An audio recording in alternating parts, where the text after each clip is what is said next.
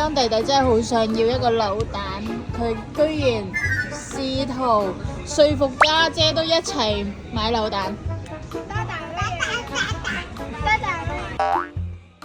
佢喺度解釋俾家姐聽係點樣扭到個蛋出嚟。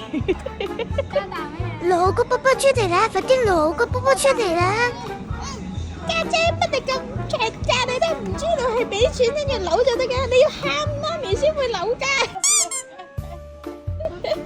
好笑啊！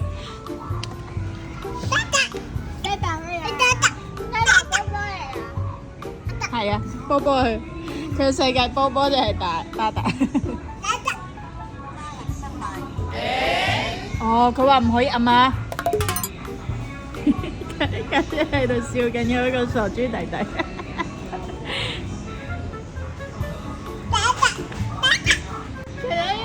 而此時此刻嘅弟弟都希望家姐真係可以成功變一個Dada出嚟。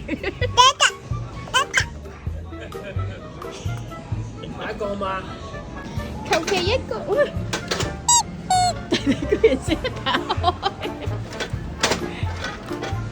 冇啊，入邊冇。你弟弟你試下，個個都打開一下，睇有冇人俾咗錢扭咗，唔記得咗拎嘅。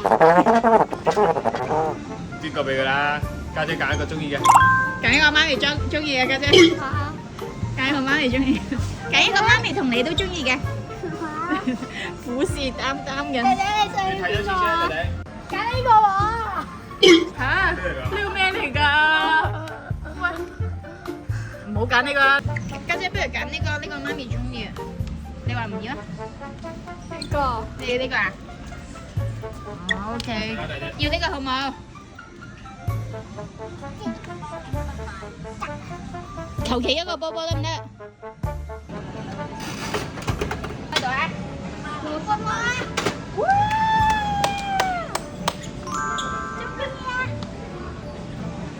開心點㗎？嚇，攞走得啦！係走得啦！即刻唔使逗留喺度喎。哇！扭完一個波，即刻自己行出門口。